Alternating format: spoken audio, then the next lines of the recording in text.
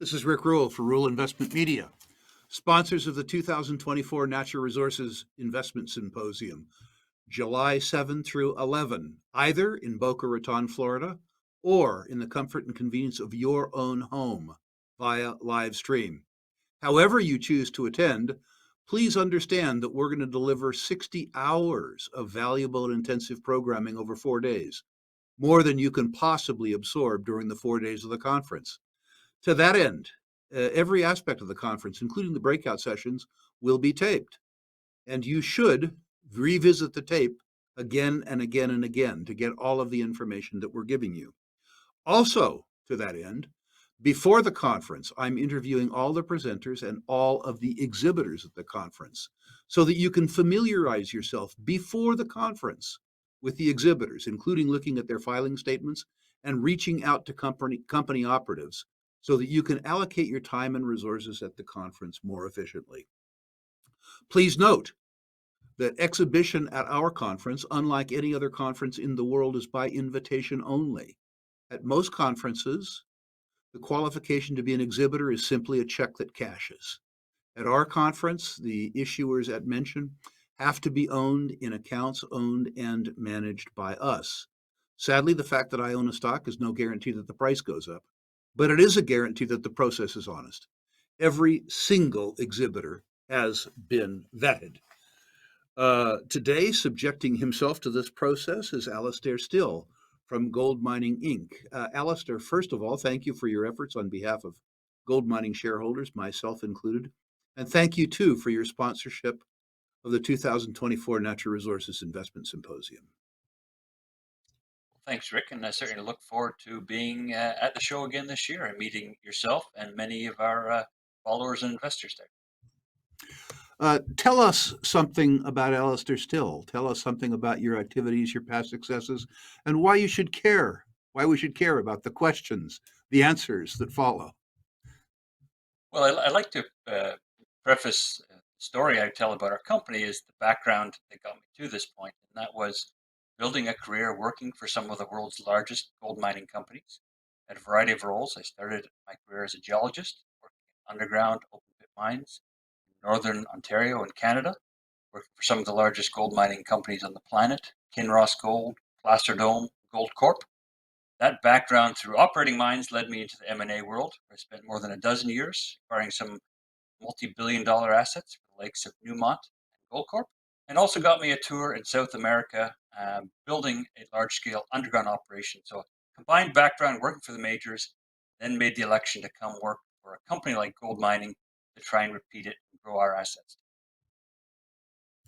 So tell us something about the company. By the way, my audience, at least my long-term audience, is quite familiar with the career of Amir Adnani. He came to our attention basically when he was in diapers and has been part of our orbit ever since. But give us an overview of gold mining, the genesis of gold mining, the original theorem, and how you're prosecuting that idea to the benefit of shareholders. Well, I think it's been a very long-standing and dedicated approach to creating long-term value, and that is Amir had a vision more than 10 years ago, closer to 15 years ago. That was quite simply looking for opportunities, purchasing and acquiring assets, downturns in the cycle, dips in the cycle, really value buys, waiting for the chance to unlock and create value from those portfolios.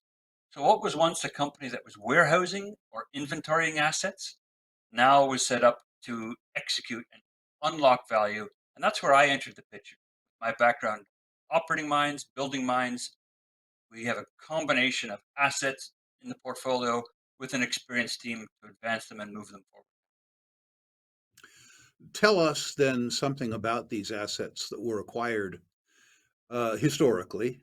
Tell us something about the nature of the assets, and also share with me some of the bargain prices that you enjoyed buying these assets when they were out of favor. It's a truly remarkable story.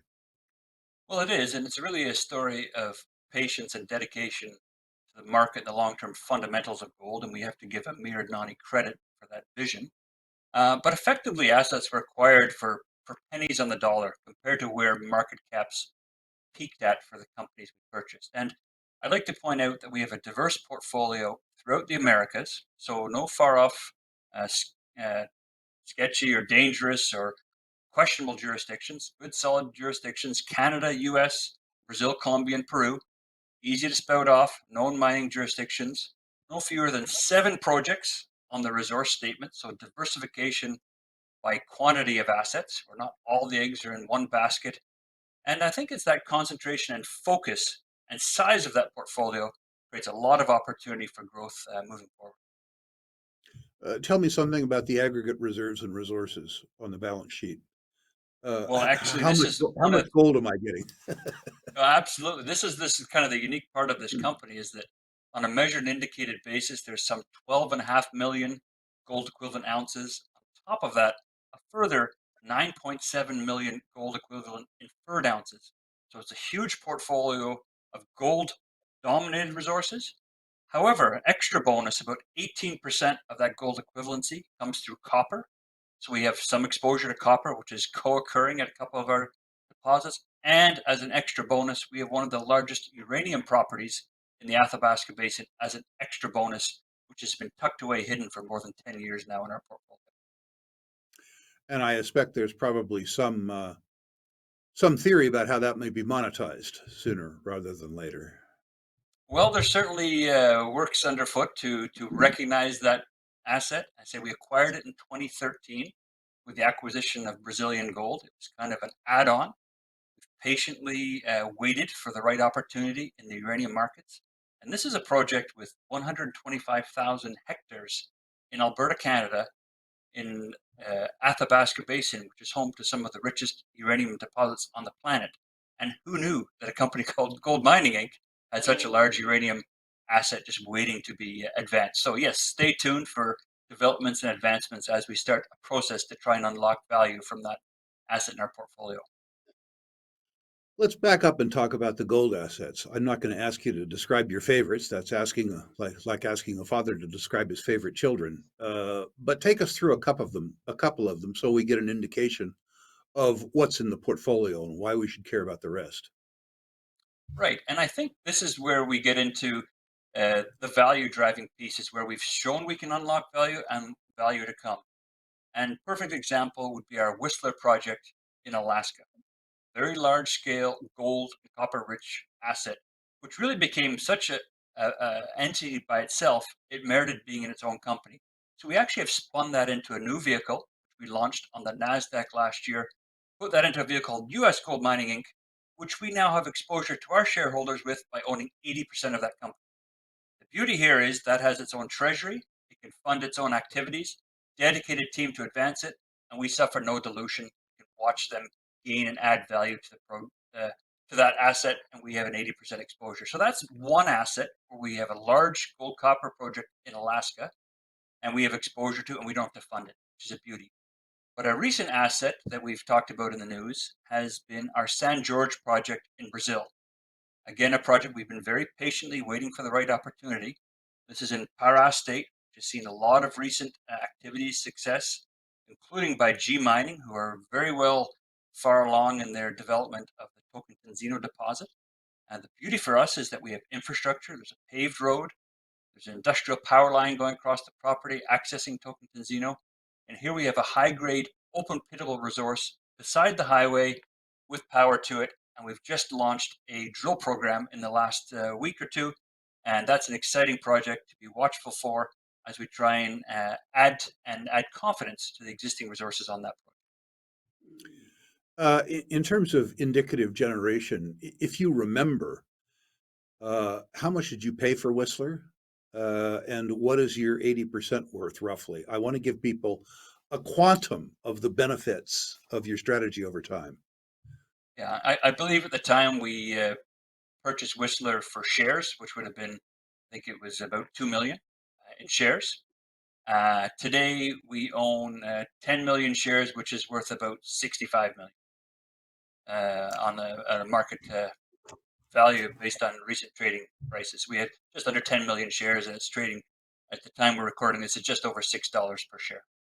So I hope the people listening to this understand this demonstration of the thesis. A $6 million acquisition, plus consume G&A over a few years holding it, and then the spin-off into a self-funding vehicle with market capitalization net to Gold Mining Inc. of $60 million. Repeat, 2 million, repeat, 60 million. Rinse, wash, repeat.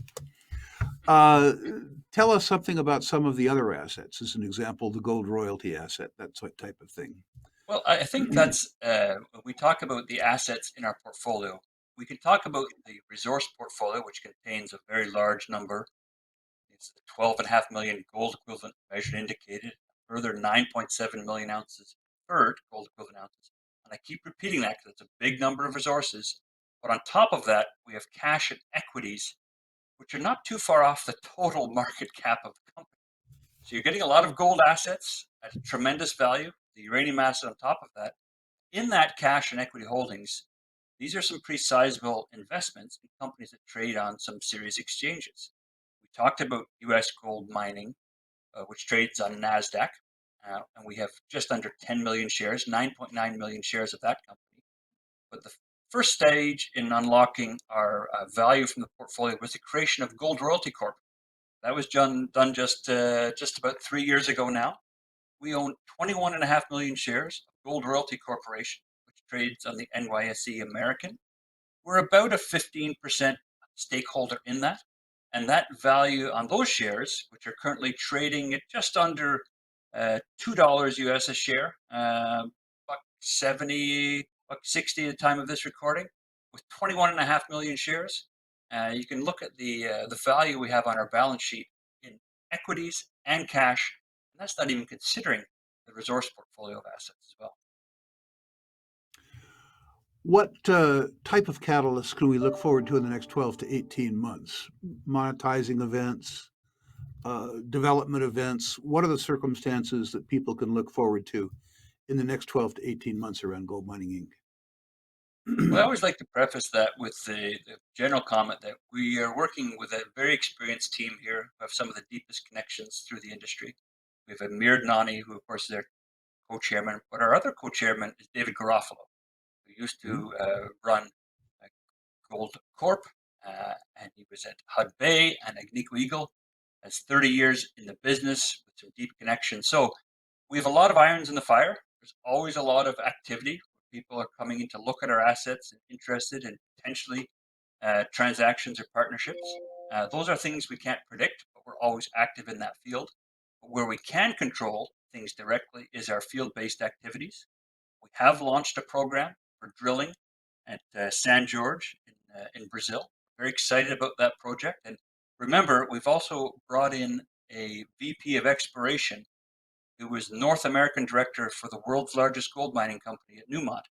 He chose to leave the world's largest gold mining company and was excited by our portfolio and came to work with it. That's Tim Smith, who's on our team leading that program at San Jorge in Brazil. So stay tuned for that drill results.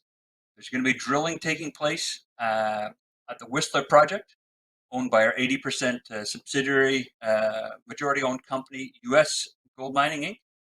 So be excited about that drilling. And then stay tuned as well for news on our Rhea uranium project in Alberta, which we are starting to develop a path forward to reawaken that project and put that in front of the eyes of not only the market, but a lot of interested uranium exploration and development companies as well. Alastair, thank you for your efforts on behalf of Gold Mining Inc. shareholders, myself prominently among them. Thank you, too, for your sponsorship of the 2024 Natural Resources Investment Symposium. Albert and I look forward to hosting you in Boca Raton, Florida, July 7 through 11. I look forward to being there myself, and I certainly invite any of your listeners to contact me directly for further information. astill@goldmining.com. Write me a note. I'd be happy to discuss our portfolio further with you. That's very important, ladies and gentlemen. The company contact is the guy at the top. He cares about his cost of capital. He cares about his shareholder. That's a perfect answer to that question. Thank you again. And look forward to seeing you shortly.